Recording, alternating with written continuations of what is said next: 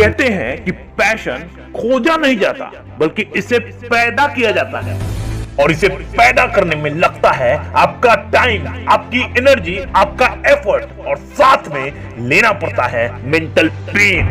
और जो इंसान अपने पैशन को पैदा करने के लिए इस मेंटल पेन को सह लेता है वो जिंदगी में आगे निकल जाता है, और जो इसे अवॉइड करता है वो जिंदगी भर अपनी जिंदगी को काटता रहता है। आज आप किसी भी ऑफिस में चले जाओ या किसी भी कॉलेज में चले जाओ और वहां पूछो जाके कि कितने लोग हैं जो अपने जॉब से खुश हैं, कितने लोग हैं जो अपने उस करियर से खुश हैं जो उन्होंने चूज किया है। ज्यादातर लोग आपको ऐसे मिलेंगे जो ना तो अपने काम से और ना ही अपने करियर से खुश हैं, पर फिर भी वो वही काम किए जा रहे हैं क्योंकि वो काम कहीं ना कहीं आज उनकी मजबूरी बन चुका है। आज 10th क्लास में पढ़ रहे एक बंदे को पता ही नहीं होता कि उसे आगे लाइफ में करना क्या है।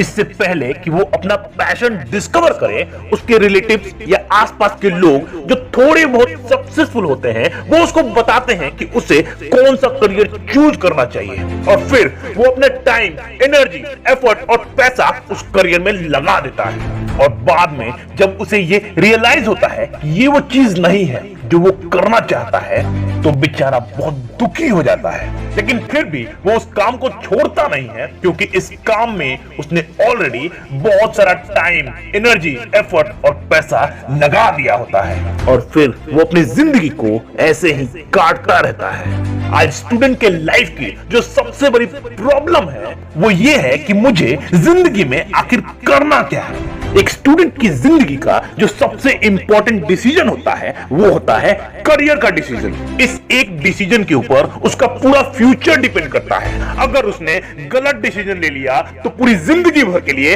वो फंस जाता है, लेकिन अगर उसने सही डिसीजन ले लिया तो उसकी जिंदगी बदल जाती है। तो अब पता कैसे करें कि मुझे लाइफ में आखिर करना क्या है? क्योंकि जब आपको समझ आएगा कि आखिर मुझे करना क्या है तभी तो आप पूरी एनर्जी उस डायरेक्शन में लगा पाओगे। तो ध्यान से सुनना, कोई रॉकेट साइंस नहीं है, बहुत आसान है। आप जिस भी सब्जेक्ट से पढ़ाई कर रहे हो, फॉर एग्जांपल अगर आप साइंस बैकग्राउंड से हो तो आपको इंटरनेट पे जाना है, गूगल पे सर्च करना है और ऑप्शंस देखना है कि अगर आप साइंस बैकग्राउंड से हो तो इंडिया में क्या क्या ऑप्शंस हैं। आपको बिल्कुल क्लियर नजर आ जाएगा कि ये 100 करियर ऑप्शंस हैं। अब इन 100 करियर ऑप्शंस में से 10 या 15 ऐसे होंगे जो थोड़ा ठीक ठाक लगेंगे, इसीलिए आराम से पेपर पेन लेके बैठ जाना है और फिर इन 10 ऑप्शंस को बारी बारी से देखना है कि इनमें से कौन सा मेरे इंटरेस्ट से रिलेट हो रहा है, कौन सा मेरे बेसिक नेचर से रिलेट हो रहा है और कौन सा मेरे टैलेंट से रिलेट हो रहा है। और इसके बाद फाइनली ये देखना है कि इनमें से कौन सा ऐसा ऑप्शन है जिसे प्रैक्टिकली मैं अभी कर सकता हूं। फॉर एग्जाम्पल कोई ऑप्शन है जो आपको अच्छा तो बहुत लग रहा है, आपके इंटरेस्ट से रिलेट भी हो रहा है, पर उसकी फी है 20 लाख रुपया और आपके पास उतने पैसे है नहीं देने के लिए, तो प्रैक्टिकली उस ऑप्शन को आप अभी नहीं कर सकते।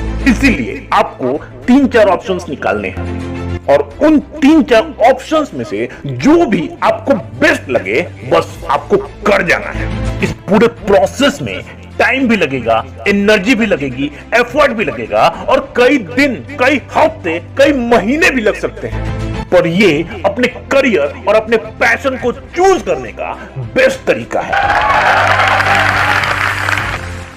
आप खुद सोचो, जब आपको किसी हॉलिडे या टूर पर जाना होता है तो आप कितनी बड़ी बड़ी प्लानिंग करते हो। 1-2 महीने पहले से ही प्लानिंग चल रही होती है, मगर लाइफ में कहां जाना है कभी आपने इसकी प्लानिंग की है? नहीं ना। कितने लोग हैं जो अपना 1 सप्ताह, 1 महीना या 1 साल पूरी एनर्जी इस चीज को समझने में लगा देते हैं कि मुझे जिंदगी में आखिर करना क्या है, मुझे कहां जाना है, क्या बनना है और वो बनने के लिए मुझे क्या करना पड़ेगा।